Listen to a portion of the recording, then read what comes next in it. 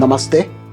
आज के इस वीडियो में हम लोग बात करने वाले हैं डेबिलिटेटेड वीनस के बारे में, यानी जब शुक्र जो है वो नीच की राशि में स्थित होता है। तो देखिए, ये एक बहुत ही इंटरेस्टिंग कॉम्बिनेशन है, बिकॉज जनरली अगर आप एक जनरल व्यू देखेंगे, और मेरे पास बहुत सारे केसेस आते हैं जब लोग घबरा जाते हैं कि मेरा ये ग्रह नीच की राशि में बैठा है तो मतलब खराब है। तो पहली बात, हमें इस माइंडसेट से बाहर निकलना है कि अगर कोई ग्रह नीच का है तो वो खराब रिजल्ट्स देगा।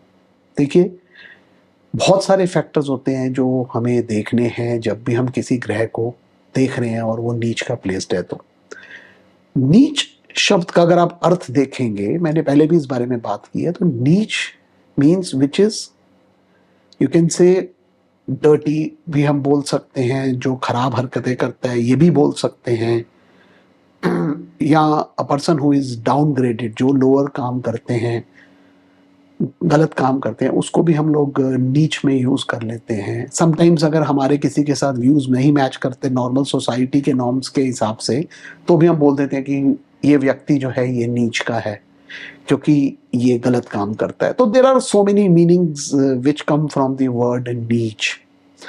अगर मैं प्लैनेट्स की बात करूंगा तो एक चीज हमेशा ध्यान रखिए, जब भी कोई ग्रह पृथ्वी से दूर होता है तो वो नीच राशि में स्थित होता है। When it comes nearest to the earth, generally वो उच्च स्थान में आपको मिलेगा। जैसे फॉर एग्जांपल, अगर आप सन को देखते हैं तो सन जब एरीज में होते हैं, तो एरीज में सूर्य जो है वो आपके अप्रैल में आपको मिलते हैं। जब एरीज में सूर्य होते हैं तो it is coming nearer to the earth, इसलिए गर्मी भी बढ़ जाती है। हमेशा आप इस चीज को ऑब्जर्व कर सकते हैं। So a planet which is exalted, वो हमेशा अर्थ के पास होता है, तो दैट मीन्स उसका इफेक्ट जो है हमारे ऊपर वो ज्यादा पड़ता है। इसलिए हम उसको इस तरह से भी देख सकते हैं। मतलब that is something which is astronomical, astrological नहीं है। क्योंकि अगर आप एस्ट्रोलॉजिकली देखेंगे, अगर आप ज्योतिष के शास्त्र उठाएंगे, तो जनरली नीच के ग्रहों के जहाँ पे जिक्र आता है वहां पे उन्होंने बोला हुआ है कि अगर कोई ग्रह नीच का है तो वो अच्छे रिजल्ट्स नहीं देता। आप कभी भी कहीं भी देख लें, अगर आप जनरल प्रिंसिपल्स देखते हैं पराशरी के भी, तो वहां पे दशास की भी बात करेंगे तो यही आता है कि नीच का ग्रह है तो वो अच्छे रिजल्ट नहीं देगा। तो इसलिए जब भी कोई प्लैनेट नीच का होता है, हमारे को बहुत सारे फैक्टर्स देखने पड़ते हैं। सीधा हम ये नहीं कह देंगे कि वो प्लैनेट अच्छे रिजल्ट नहीं देगा। अब अगर वीनस की हम बात करें, बिकॉज ये जो वीडियो है ये शुक्र के ऊपर है, इसलिए मैं नीच के प्रिंसिपल्स में नहीं ज्यादा घुसूंगा, but will talk about Venus कि शुक्र किस तरह से एक्ट करेगा जब वो नीच का होता है। तो देखिए, वीनस जो है, जैसे हम लोग जानते हैं, अगर उसके हम कारक तत्व देखेंगे तो शुक्र जो है वो लग्जरीज को रिप्रेजेंट करता है लाइफ में। वो सेकंड हाउस से जुड़ा हुआ है, क्योंकि अगर आप काल पुरुष की कुंडली देखते हैं तो वृषभ राशि दूसरे घर में बनती है, तो इसलिए सेकंड हाउस में जुड़ने की वजह से वो धन को भी रिप्रेजेंट करता है। धन का कारक गुरु माना गया है, लेकिन Shukra having the lordship of second house as per Kaal पुरुष, इसलिए लग्जरीज, मनी, इन चीजों को भी वीनस रिप्रेजेंट करता है। हमें सुख जो है वो फैमिली से मिलता है, सेकंड हाउस कुटुंब स्थान भी है, इसलिए सुख को भी हम शुक्र से देखते हैं। सेवेंथ हाउस जो है कालपुरुष का वो तुला राशि बनता है, और सेवेंथ हाउस जो है वो वाइफ को रिप्रेजेंट करता है, आपके पार्टनर्स को रिप्रेजेंट करता है। इसलिए वीनस जो है वो इन सब चीजों को कारक, वो कलात्र कारक है। शुक्र आपकी पार्टनर को रिप्रेजेंट करता है। कालपुरुष की कुंडली में अगर आप देखेंगे तो वीनस 12th हाउस में एग्जॉल्ट होता है जाके, इसीलिए वीनस जो है वो बेड कंफर्ट्स को, सेक्सुअल लाइफ, इन सब चीजों को भी रिप्रेजेंट करता है। इसके अलावा आईसाइट जो होती है, that is also seen from Venus. आंखों को स्पेशली रिप्रेजेंट करता है। अगर आप पुराणों में जाएंगे तो दैत्यों के जो गुरु हैं वो शुक्राचार्य हैं, एंड शुक्राचार्य जो है उनकी एक ही आंख है। वो एक स्टोरी है जब विष्णु ने वामन अवतार लिया था, उस समय वो स्टोरी आती है कि उन्होंने ध्रुवा से उनकी एक आंख निकाल दी थी, इसलिए वन आइड है। तो इसलिए शुक्र का कनेक्शन जो है वो आइज के साथ बन जाता है। वीनस एग्जॉल्ट होते हैं मीन में, which is a watery sign. इसी वजह से जब वीनस वाटरी साइन में एग्जॉल्ट होंगे तो वहां पे Venus would represent the higher qualities, जो उनकी हायर क्वालिटीज हैं। और शुक्र की जो हायर क्वालिटीज हैं वो हैं लग्जरीज, स्पेंडिंग, कंफर्ट्स। तो इसलिए जब शुक्र ऊंच का होगा तो उन सारी चीजों को वो रिप्रेजेंट करेगा। It's not a video about ऊंच ऑफ शुक्र, इसलिए मैं उसमें डिटेल में नहीं जा रहा हूं। मैं आता हूं सीधा जब शुक्र कन्या राशि में स्थित होता है। शुक्र कन्या राशि में डेबिलिटेट होता है अप टू 27 डिग्रीज। अब इंटरेस्टिंग चीज है यहाँ पे वो ये कि जो कन्या साइन है उसकी लॉर्डशिप जो है वो मरकरी के पास है, and Venus and Mercury are friends. तो एक तो चीज बड़ी क्लियर है यहाँ पे, शुक्र जब डेबिलिटेट हो रहा है तो वो ठीक है, उसमें इफेक्ट करने की पावर जरूर कम हो रही है, लेकिन वो अनहैप्पी स्टेट में नहीं है। तो इसलिए this Venus is not unhappy. इस चीज का आप हमेशा ध्यान रखना। उसमें एक्ट करने की जो क्षमता है वो थोड़ी सी कम है, because it is a debilitated planet. तो इसलिए एनर्जी लेवल्स जो हैं उसके उस हिसाब से कम है। इसको इस तरह से आप देखिए। वीनस जो है वो साउथ ईस्ट डायरेक्शन को रिप्रेजेंट करता है, फायर एलिमेंट को भी रिप्रेजेंट करता है। देवताओं में देखें तो हम लक्ष्मी को देखते हैं शुक्र से।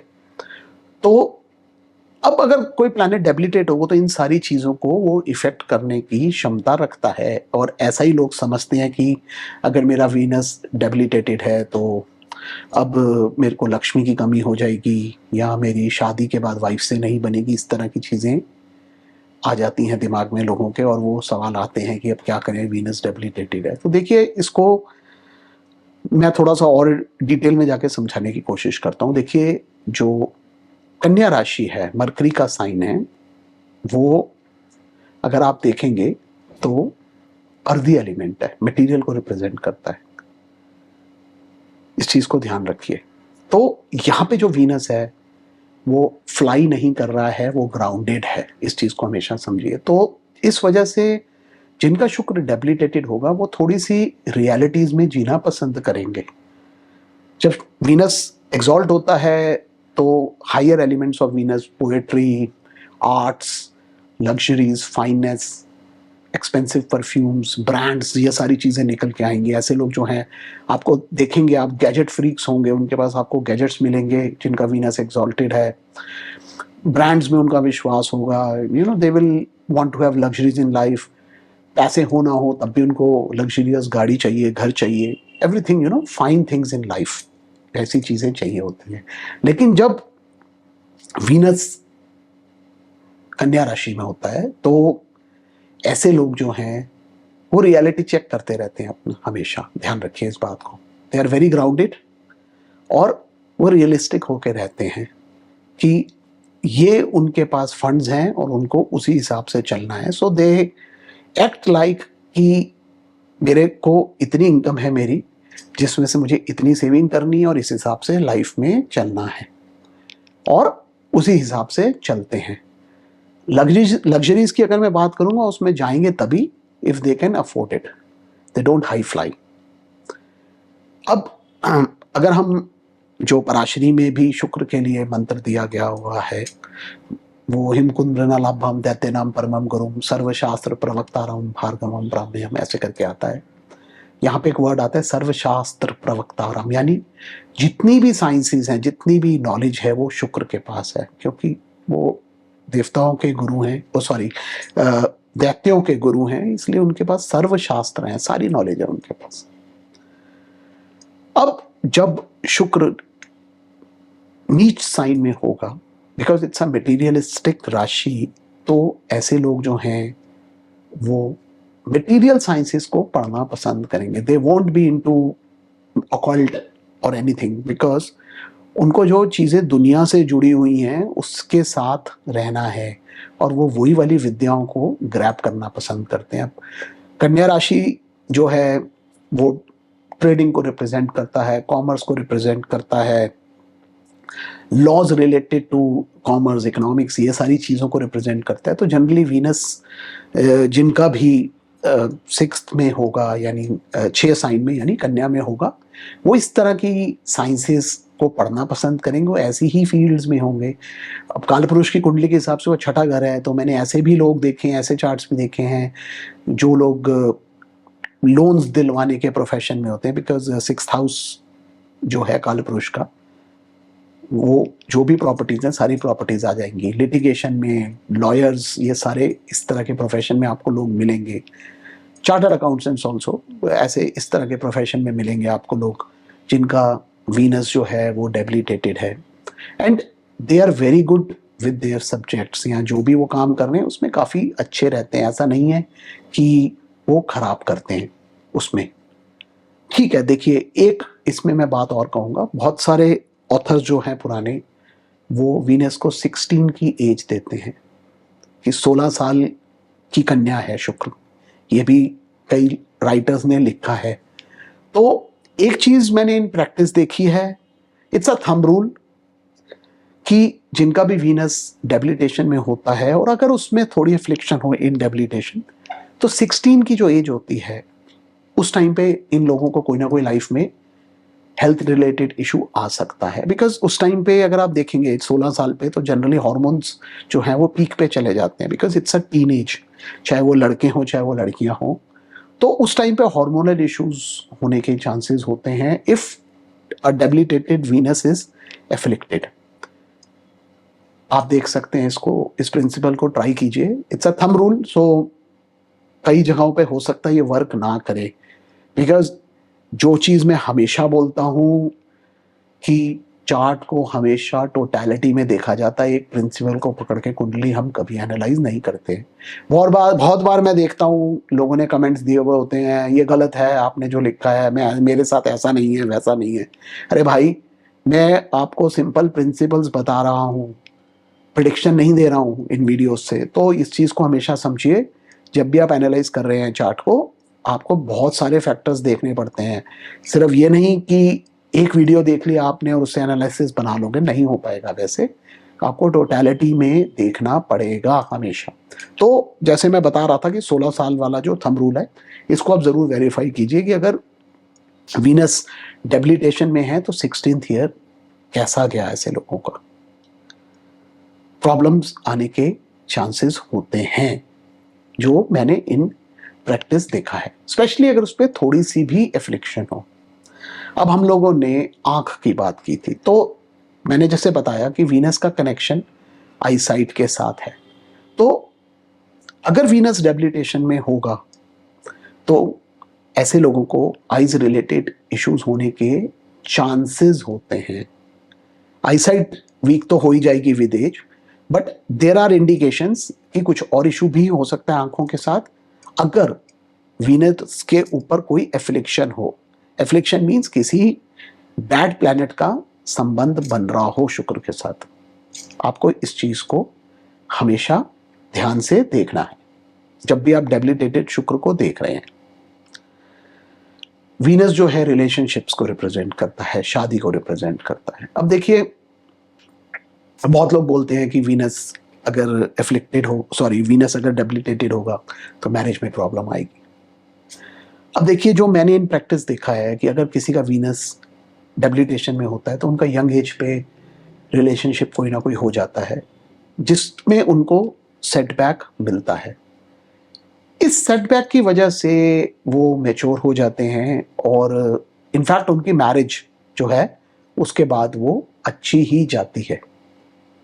इस चीज़ को हमेशा ध्यान रखिए, क्योंकि उनको सेटबैक मिलने की वजह से उनको समझ आ जाता है रिलेशनशिप क्या होता है, कैसे मैनेज करना है हमें रिलेशनशिप्स को। तो इस वजह से जब उनकी फाइनली शादी होती है तो जब वो शादी करते हैं तो वो नॉर्मल चीज़ों से के बियॉन्ड सोचते हैं, प्रैक्टिकली सोचते हैं उसमें। ऐसा नहीं है कि ये मेरा सोलमेट है और हम ज़िंदगी प्यार से गुजार लेंगे, ऐसी बातें नहीं करते हैं वो। जब वो अपना लाइफ पार्टनर ढूंढते हैं फाइनली, तो प्रैक्टिकली ढूंढते हैं कि मेरी इतनी इनकम है, इसमें हम 2 लोग सर्वाइव कर पाएंगे, नहीं कर पाएंगे, या जिससे मैं शादी कर रहा हूँ या कर रही हूँ वो इतना पैसा कमाता है, कल को suppose if it's a female chart, तो वो लड़की है तो वो सोचती है कि यार कल को शादी के बाद हो सकता है मैं, जब मेरी फैमिली बने, मुझे जॉब छोड़नी पड़े, तो हम एक इनकम में कंफर्टेबली रह पाएंगे, नहीं रह पाएंगे, इस तरह से सोचते हैं हमेशा। और प्रैक्टिकली सोचने के बाद ही लाइफ पार्टनर चुनते हैं। ये नहीं सोचते कि अरे ट्रू लव वाली बातें नहीं होती। जो आपको केस मिलेगा जहाँ पे वीनस एक्सॉल्टेड है, वहाँ पे ऐसे लोग जो हैं जिनका एक्सॉल्टेड होगा, वो लोग हवा में उड़ के दे विल गेट मैरिड, और कुछ प्रैक्टिकल कुछ नहीं होता वहाँ पे। तो डेबिलिटेटेड वीनस में आपको वो प्रैक्टिकलिटी मिलेगी रिलेशनशिप के अंदर भी। हाँ ठीक है, सेटबैक जरूर आता है रिलेशनशिप में, no doubt about that, but when it comes to marriage finally, तो जनरली जो मैंने देखा है इनकी मैरिज सक्सेसफुल होती है, because their marriage is practical. देखिए, सब जानते हैं, अगर आप एस्ट्रोलॉजी से बियॉन्ड जाएंगे, कि नॉर्मली जो मैरिजेस टूटती हैं they are because of money issues और सम बैड हैबिट्स, अगर दोनों में से किसी एक पार्टनर में हो तो इस तरह की प्रॉब्लम्स जनरली रहती हैं। और जहाँ पे वीनस डेबिलिटेशन में होगा, ऐसे लोग जो हैं वो प्रैक्टिकली सोचेंगे, और उनको पहले से मालूम रहता है कि शादी जो है इट्स अ कॉम्प्रोमाइज। एक तरह से समझिए कि ये 2 पहियों वाला रथ है या साइकिल है जिसमें दोनों पहियों की जरूरत है, एक पहिए से नहीं चलेगा।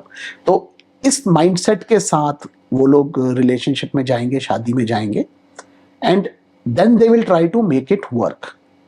Again I am quoting again कि these are indications of Venus debilitation. आपको बाकी चीजें भी देखनी है जब आप रिलेशनशिप को एनालाइज कर रहे हैं। This is just one factor. 7th house कैसा है, 7th लॉर्ड कैसा है, वो भी आपको स्टडी करना पड़ेगा। सिर्फ वीनस के ऊपर नहीं ही चलते हम, सारी चीजों को देखने के बाद ही हम रिलेशनशिप के ऊपर आते हैं।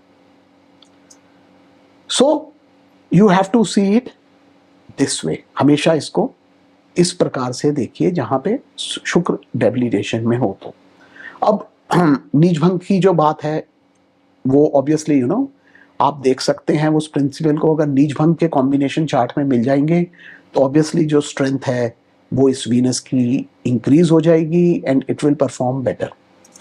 बाकी देखिए, हमेशा जब भी आप चार्ट देख रहे हैं, लगन जरूर चेक कीजिए। वहां से आपको हमेशा ये देखना पड़ेगा कि वीनस की जो लॉर्डशिप है वो किन हाउसेस की है, बिकॉज वीनस जब डेबिलिटेशन में है तो उन हाउसेस में थोड़ी वीकनेस जरूर आएगी जिनको भी ओनरशिप वीनस के पास है। तो अगर बीज भंग नहीं मिल रहा आपको चार्ट में, तो ऑब्वियसली वो थोड़ी सी आपको उन घरों में वीकनेस मिल जाएगी, लेकिन आपको देखना पड़ेगा कि बैलेंस आउट तो नहीं हो रही है। दूसरी चीज, वीनस की स्ट्रेंथ आपको नवांश में जरूर चेक करनी है हमेशा, क्योंकि Navamsha is a very important chart, specially when it comes to relationship, marriage. वहां पे ये बहुत इंपॉर्टेंट चार्ट बन जाता है, और यहाँ पे जो केस है स्पेसिफिक वो शुक्र का है। तो इसलिए अगर शुक्र अपनी स्ट्रेंथ इंप्रूव कर रहा है नवांश में, फ्रेंडली साइंस में जा रहा है, एक्सॉल्टेशन में जा रहा है, यहाँ अच्छे प्लैनेट्स के साथ है, वहाँ पे उनसे दृष्ट है, तो नेचुरली वीनस की जो क्वालिटीज हैं वो एनहांस हो जाएंगी वहाँ पे ऐसे केसेस में। तो आपको ये चीज हमेशा जरूर देखनी है। अब आते हैं खराब रिजल्ट्स कब देता है, जब वीनस डेबिलिटेशन में होता है। तो देखिए, same rule which is there, same principle है। कोई भी प्लैनेट अगर एफ्लिक्टेड होगा तो वो खराब रिजल्ट देगा, और अगर शुक्र डेबिलिटेशन में है और एफ्लिक्शन में है तो वो ज्यादा खराब रिजल्ट देगा, बिकॉज अपनी वीकनेस तो इनहेरेंट है डेबिलिटेशन की वजह से, और साथ में उसके ऊपर मेलेफिक इन्फ्लुएंसेस भी आ गए, तो उसके अंदर लड़ाई की क्षमता नहीं है। इस वजह से वो ज्यादा खराब रिजल्ट्स दे पाएगा उस केसेस में। तो this you have to always study. एक और प्रिंसिपल है जो हमने प्रैक्टिस में भी देखा है, जो शुक्र है अगर वो सूरज के आगे होता है तो वो अच्छे रिजल्ट्स देता है, और अगर सूर्य के पीछे होता है तो इतने अच्छे रिजल्ट्स नहीं देता। तो इसलिए अगर डेबिलिटेटेड वीनस है आपके चार्ट में और सन से आगे है वो चार्ट में, तो इट इज गेनिंग स्ट्रेंथ। सो उस केस के अंदर वीनस विल परफॉर्म बेटर। हमको ऐसे भी देखना है इसको। तो दीज आर माई थॉट्स। जब शुक्र डेबिलिटेशन में हो